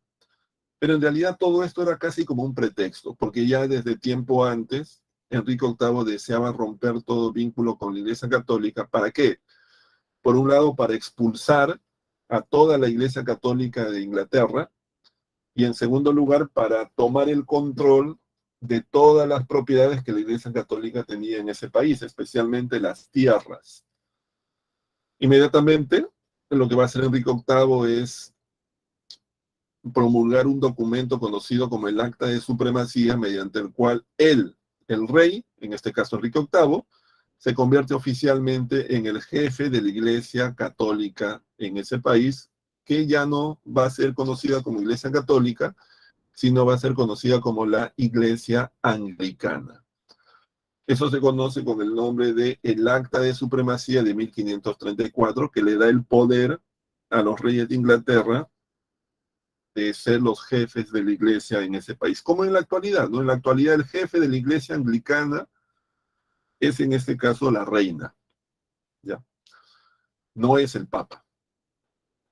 ¿Cuáles fueron las consecuencias de todo este proceso de reforma que se estaba dando en Europa? Por un lado, se va a romper la unidad de la Iglesia Católica en Europa, porque van a aparecer un conjunto de nuevas iglesias, la iglesia luterana en Alemania, la iglesia calvinista en Suiza y Francia, la iglesia, en este caso, anglicana en Inglaterra, así como un conjunto de movimientos que no son iglesias, pero son movimientos que cuestionan a la iglesia católica, como por ejemplo los movimientos presbiterianos, puritanos, hugonotes, entre otros.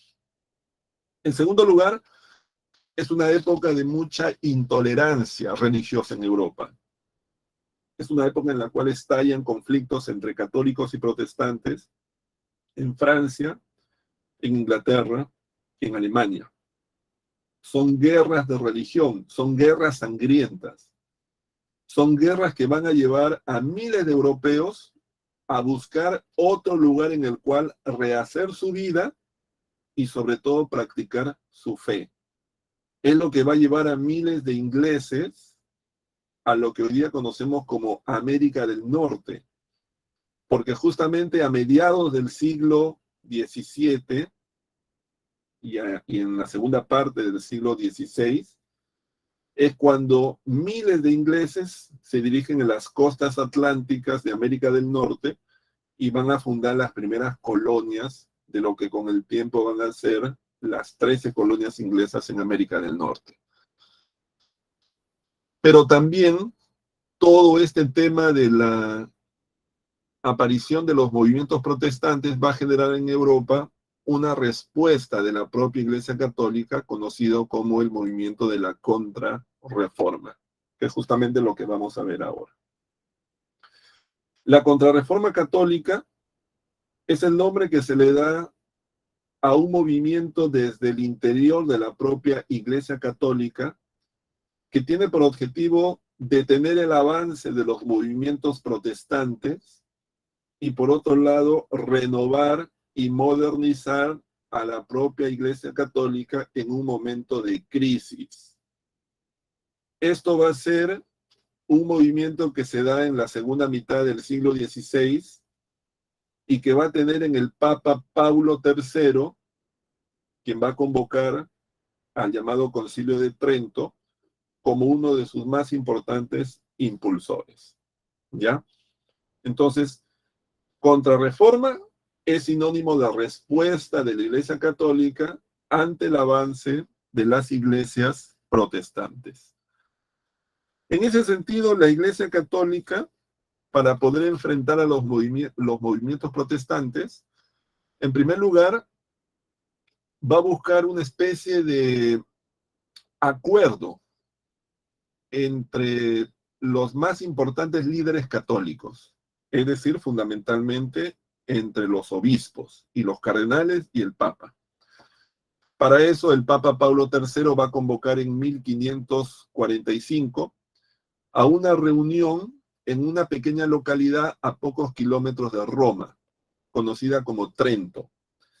En esa localidad se va a desarrollar a lo largo de varios años el llamado Concilio de Trento, que se va a prolongar hasta el año 1563, donde se van a dar debates, exposiciones, estudios, sustentaciones teológicas. No fue, digamos, todo un acontecimiento de carácter intelectual y teológico que se desarrolló a lo largo de casi 2 décadas.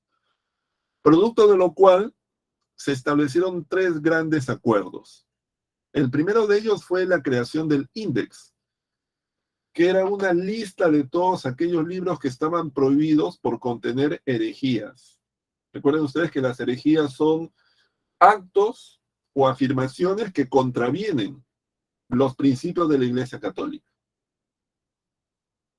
Por ejemplo, un libro que fue colocado en el Index, en esta lista de libros prohibidos, fue el famoso libro de Copérnico llamado La Revolución de las Esferas Celestes.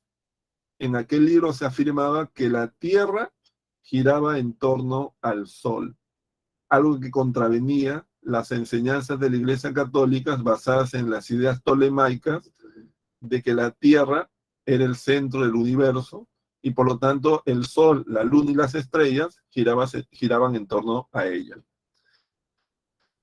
Entonces, la tarea del índex era prohibir esos libros.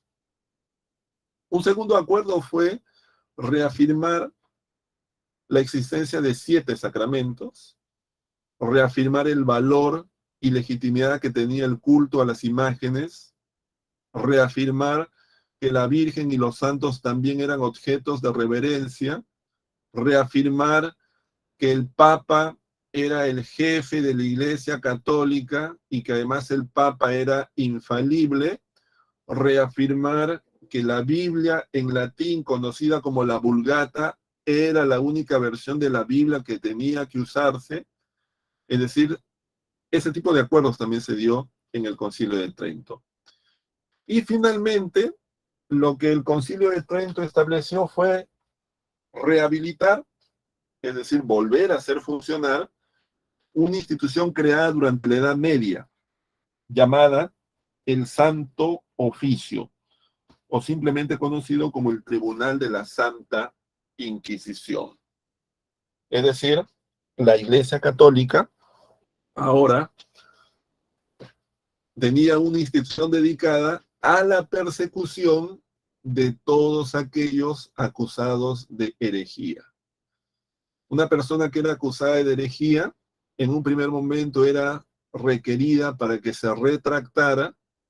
Si no se retractaba, era sometida a los tormentos, los castigos físicos que ustedes pueden ver en las imágenes, donde se obtenía su confesión, posteriormente se le condenaba, habían diversas penas, pero la más extrema era la condena a un auto de fe.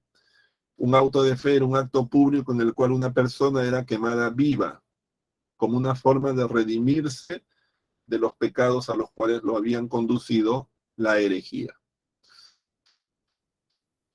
Ahora, junto al Concilio de Trento, otra de las cosas que también ocurrió fue que la Iglesia Católica se dio cuenta de que no estaba preparada para enfrentar los nuevos tiempos. Y en ese sentido, la Iglesia Católica decidió apoyar la formación de nuevas órdenes religiosas, como es el caso de la Compañía de Jesús, creada por Ignacio de Loyola, un noble español, quien creó una orden religiosa que se caracterizó primero por depender directamente de la autoridad del Papa. Es decir, los miembros de la Compañía de Jesús directamente dependían del Papa. Estaban organizados a la manera de una milicia, como un pequeño ejército, pero fueron claves en el movimiento de contrarreforma porque la Compañía de Jesús se encargó de evangelizar en lugares a los cuales antes ninguna otra orden religiosa había querido ir. Por ejemplo, fueron los primeros en llegar a zonas como el Asia, especialmente a China, al África. Llegaron a lugares inhóspitos de América, como por ejemplo Paraguay. En ese sentido, la Compañía de Jesús se convirtió en una de las más importantes órdenes religiosas por su gran preparación, por su tarea educativa, pero sobre todo por su obediencia directa al Papa. Vamos ahora al tema de la expansión europea de los siglos XVI y XVII. Simultáneamente a todo esto que estamos describiendo con relación al humanismo y el Renacimiento, los europeos estaban embarcados en lo que se conocen como los viajes de exploración o simplemente la expansión europea. Las causas de este proceso hay que encontrarlas en primer lugar en el bloqueo de las tradicionales rutas comerciales a través de Constantinopla, algo que ocurrió el año 1453 con la toma de Constantinopla por parte de los turcos otomanos. Esto llevó a países como Portugal y España, que eran los más próximos hacia el Océano Atlántico, a iniciar todo un ciclo de exploraciones y comenzaron a explorar en un primer momento las costas del África, tratando de encontrar un paso hacia el lejano oriente.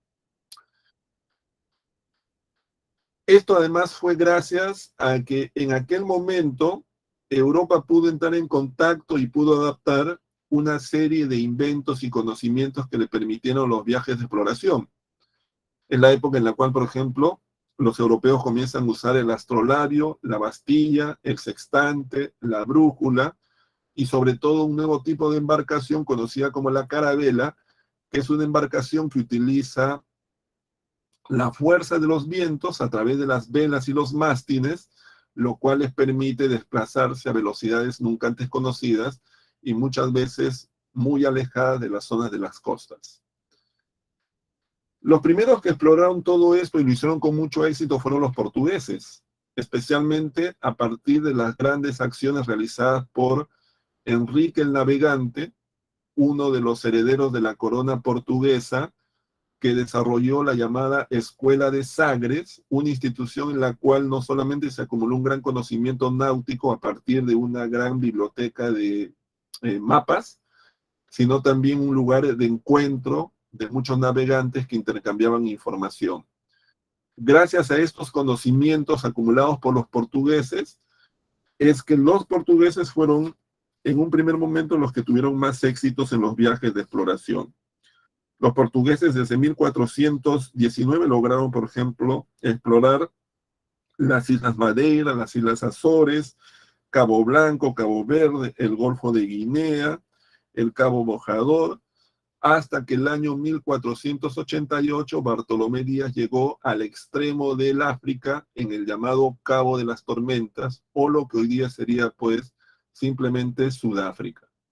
Vasco de Gama llegaría hasta la India, estableciendo una ruta directa a las especies, que fue clave porque abarató de forma así dramática el precio de las especies en Europa, y Pedro Álvarez de Cabral llegaría hasta Brasil el año 1500, con lo cual los portugueses también llegarían a tener derechos sobre el continente americano. Las principales colonias que establecieron los portugueses en el mundo fueron pues Brasil en América, Senegal y el Congo en el África, y en el Asia, sobre todo Calicut en la India y Macao en China, junto a otros lugares que ustedes pueden ver en la diapositiva. Pero los españoles no se quedaron atrás en ese proceso. Terminada la reconquista de la península, es decir, la expulsión de los árabes de España en 1492, inmediatamente los reyes católicos se embarcaron en los viajes de exploración. Y en ese sentido le dieron cabida a los planes de un navegante de origen italiano llamado Cristóbal Colón. En abril del año 1492 se firmó la capitulación de Santa Fe, mediante la cual Colón realizaba viajes de exploración a nombre de la corona española. Para suerte de Colón y para suerte de España, el primer viaje de Colón significó el éxito debido a que llegó a lo que él pensaba que era el Asia, pero que hoy día sabemos que eran las Antillas en el continente americano. A partir de ese momento, los españoles iniciaron un conjunto de viajes que les llevaría por el propio Colón a descubrir las costas de América del Sur, las costas de América Central. Luego estuvieron los viajes de exploración realizados por un conjunto de otros navegantes, algunos, por ejemplo, portugueses como Magallanes, pero que navegaban a nombre de la corona española. Es el famoso viaje de circunnavegación que llegaría a culminar el Cano el año 1522, pero luego también un conjunto de viajes realizados por españoles como por ejemplo Américo Vespucci, Hernando de Soto, Juan de Grijalva, Juan de la Cosa, todos los cuales llegarían pues a descubrir lo que serían las Antillas, América del Norte, el Asia, entre otros lugares. Todos estos viajes de los españoles y de los portugueses llevarían a problemas de delimitación que finalmente serían zanjados en el Tratado de Tordesillas entre la corona española y la corona portuguesa, que dividió el mundo, como ustedes pueden ver, en una zona de influencia portuguesa, que es la que está de morado, que abarcaba básicamente Brasil, el África y parte de lo que sería Oceanía, aunque en esa época todavía no se había descubierto Australia, y luego también la parte occidental a título de España, que básicamente sería el continente americano. Las consecuencias de los viajes de exploración fueron, digamos, de larga duración. En el plano económico, el eje del comercio se trasladó desde el Mediterráneo hacia el Océano Atlántico, ya que la gran ruta que ahora movilizaría gran parte del comercio mundial sería entre las Antillas y los puertos de España, a través del Atlántico. En el plano político surgieron los grandes imperios ultramarinos, el español y el portugués, que tenían posesiones coloniales en prácticamente los 5 continentes, pero que a su vez generaría una serie de tensiones entre estas naciones a lo largo de los 2 siglos posteriores. En el plano social, la burguesía se consolidó económicamente como la clase social de mayor patrimonio, sobre todo porque controlaba el comercio y las finanzas. En el plano social también esto significó una mezcla de razas nunca antes vista en la historia humana, especialmente en América, donde los europeos, sobre todo los españoles, se mezclaron con los pueblos nativos, generando lo que hoy día se conocen como los mestizos, de los cuales nosotros somos descendientes. En el caso de América, pero especialmente en las Antillas, eso generó un colapso demográfico. Se calcula que el 95% de la población de las Antillas murió a causa de las enfermedades traídas por los españoles, y en otros lugares, como el caso, por ejemplo, de los Andes, del Tahuantinsuyo, se calcula que la población descendió en un 60%. En el plano cultural, los viajes de exploración trajeron como consecuencia que la civilización europea se convirtiera en el parámetro, digamos, dominante a nivel mundial. Las lenguas europeas como el inglés, el portugués y el español se difundieron por todo el mundo. La religión europea como el catolicismo se difundió por todos los continentes. Las plantas y animales de los europeos como el caballo, el ganado vacuno, se difundieron por todo el mundo. Es decir, la civilización europea se convirtió en hegemónica en el mundo conocido. Vamos al último tema, que es el de los estados modernos, entre los siglos XVI y XVIII.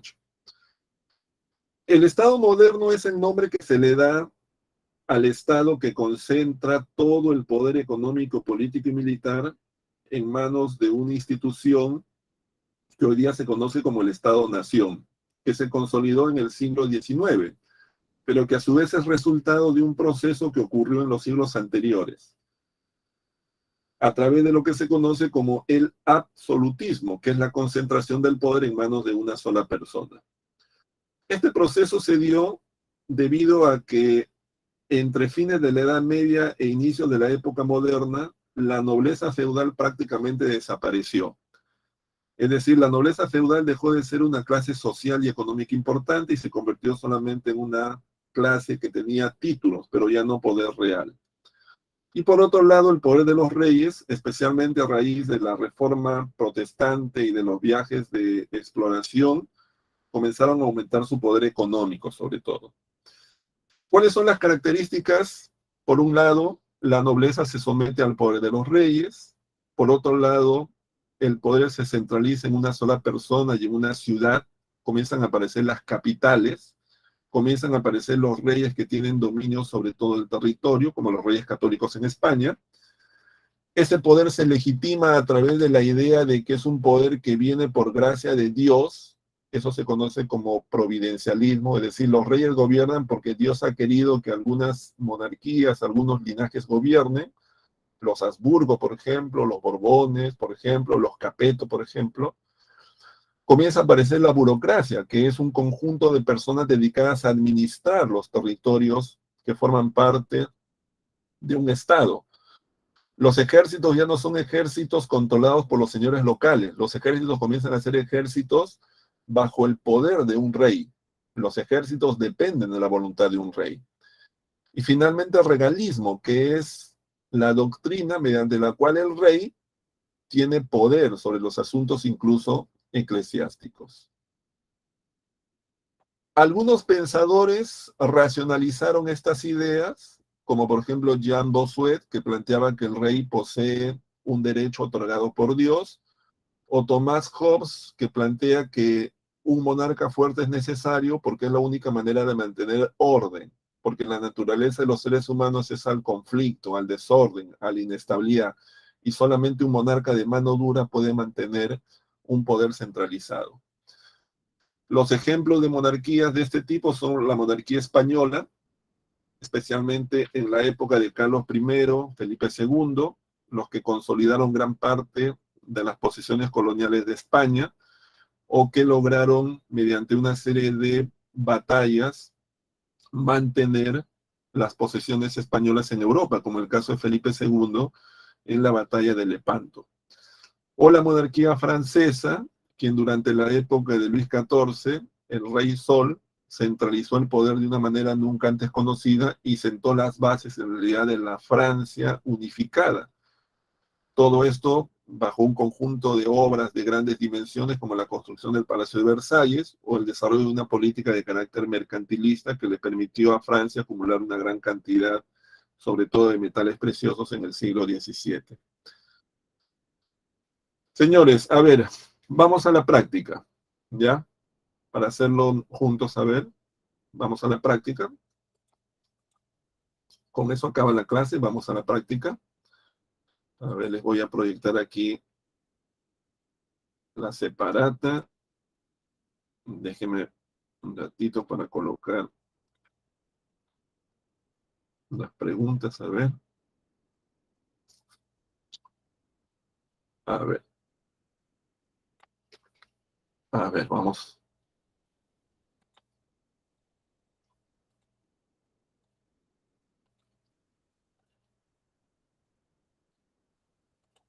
A ver, creo que ya están viendo la separata. Tenemos ahí la primera pregunta, ¿ya? Es una pregunta sobre el Renacimiento. Dice, la Edad Moderna produjo una serie de cambios políticos, económicos, sociales, religiosos y culturales. Tenemos varias opciones, ¿no? Puede ser el humanismo, puede ser el renacimiento, pueden ser todas en realidad. Dice, fue un movimiento cultural. Ya, bueno, si nos dicen cultural ya es o humanismo o renacimiento. Originado en, no sabemos dónde, y se difundió en el resto de Europa entre los siglos XV y XVI. A ver, movimiento cultural puede ser humanismo o renacimiento. Se difundió por el resto de Europa, también humanismo o renacimiento. Pero sabemos que las ciudades italianas en ambos casos fueron el centro más importante. Por lo tanto, es Renacimiento, es Italia, y además, dice, sus representantes se inspiraron en las obras de la cultura greco-latina clásica.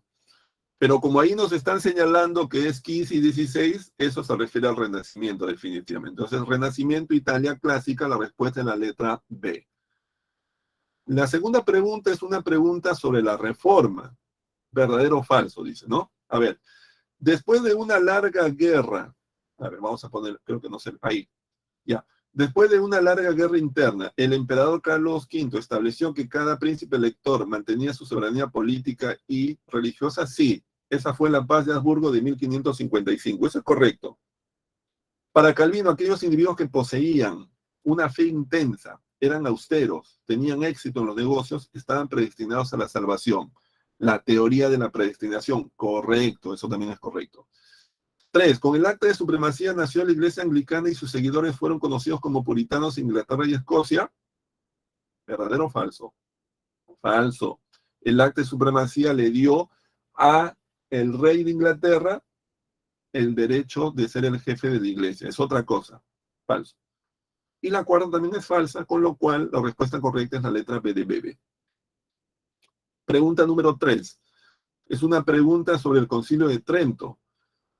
Dice, el Concilio de Trento fue convocado por el Papa para hacer reformas internas de la Iglesia Católica, para establecer una pastoral más rígida y frenar el avance protestante. Para ello se adoptaron varias medidas entre las que podemos destacar. ¿Cuáles de las cuatro? ¿Cuáles de las cuatro serían las respuestas correctas? ¿La eliminación del celibato? No. ¿El permitir la traducción de la Biblia? Tampoco. ¿El aprobar la interpretación de las Sagradas Escrituras? Tampoco. La represión de las herejías mediante la Santa Inquisición. Eso sí, la D es ahí la respuesta correcta, la D. La pregunta número 4 dice, debido al bloqueo, es una pregunta sobre la expansión europea, sobre los viajes. Sencilla, ¿no? Ahí está la C, ya, es la más fácil. Y la quinta es una pequeña lectura sobre el absolutismo. ¿Ya? También es sencilla, ustedes seguramente lo pueden leer ahí, simplemente ahí la respuesta es la letra B. el regalismo, centralismo y providencialismo, que son tres de las características o principios que sustentan el absolutismo, ¿ya? El regalismo, centralismo y providencialismo, ¿no? Centralismo, pues, la concentración del poder en manos de una sola persona o en una ciudad. Providencialismo es la idea de que el poder de los reyes es una voluntad atribuida a Dios. Y el regalismo es la idea, pues, de que el poder que ejerce el rey se da en todas las esferas, civiles, eclesiásticas, de todo tipo. Respuesta a la B. Listo, señores. Con eso damos por terminada la clase del día de hoy. ¿Ya? Nos vemos la próxima semana. Repasen. Gracias. Hasta luego.